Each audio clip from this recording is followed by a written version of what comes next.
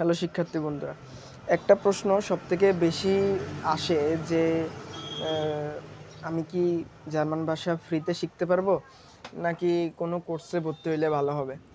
একটা বিষয় দেখেন, এখন অনলাইনের যুগে আপনি যদি একটু চেষ্টা করেন তাহলে ফ্রিতে আপনি বেশিরভাগ জিনিসই পেয়ে যাবেন।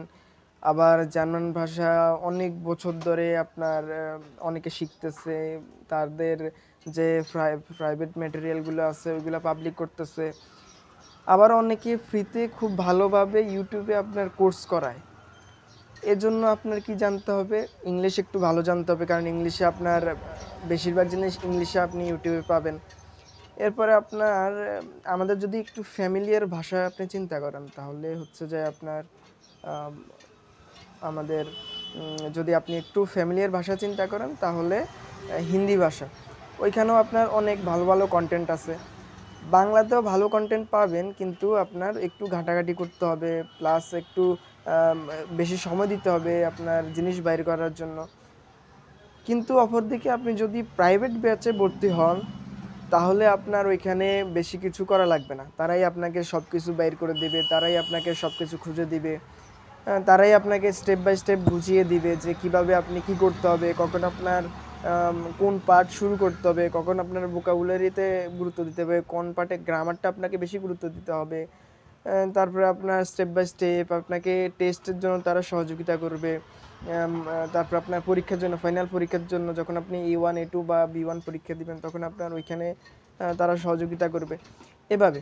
অর্থাৎ আপনি যদি একটু পরিশ্রমী হন, অর্থাৎ আপনি যদি এই বিষয়টা নিয়ে সিরিয়াস হন, পরিশ্রমী হন, অন্তত আপনি রেগুলার 2 থেকে 3 ঘন্টা এটার পিছনে সময় দিতে পারেন, তাহলে আপনার ধরেন এখানে আপনার অনেক বড় একটা সময় যাবে রিসার্চ করার জন্য, অর্থাৎ রিসার্চ করার জন্য, আপনি খোঁজার জন্য, যে আপনি জিনিসগুলো খুঁজে বের করতে হবে। আপনার কাছে সাজানো থাকবে না। আপনার এক স্যারের থেকে এই জিনিসটা বুঝেন নাই, ওইখানে ধরেন ইউটিউবে কী হয়, আপনি আবার ফিরতি প্রশ্ন করতে পারবেন না যে বিষয়টা ক্লিয়ার হবে। তখন আপনার অন্য আরেকজন স্যারের আরেকটা ভিডিও দেখতে হবে ওই বিষয়ের উপর, যেন আপনি বিষয়টা ক্লিয়ার হইতে পারেন। তো এই জন্য ধরেন আপনার যদি সময় থাকে, যদি আপনার প্রাইভেটে ভর্তি একদম আপনি হবেনই না, যদি কোনো কারণ থাকে, তাহলে আপনি ফ্রিলি পড়তে পারবেন।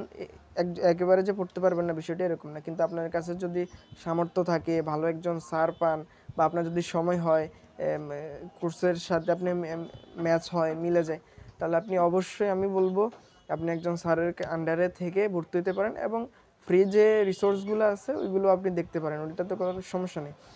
তো এটা আর কি, যদি আপনার সুযোগ হয় তাহলে আপনি একজন পেইড কোর্সে ভর্তি হতে পারেন, একজন স্যারের আন্ডারে থাকতে পারেন, কারণ তার সাথে আপনি সরাসরি কথা বলতে পারবেন, আপনার সমস্যা বলতে পারবেন, কোথাও না বুঝলে আবার কোশ্চেন করতে পারবেন। আর যদি আপনার চান যে না আমি আস্তে আস্তে শিখবো, ফ্রি শিখবো, তো ওইটাও আপনি পারবেন, কিন্তু একটু খুঁজতে হবে।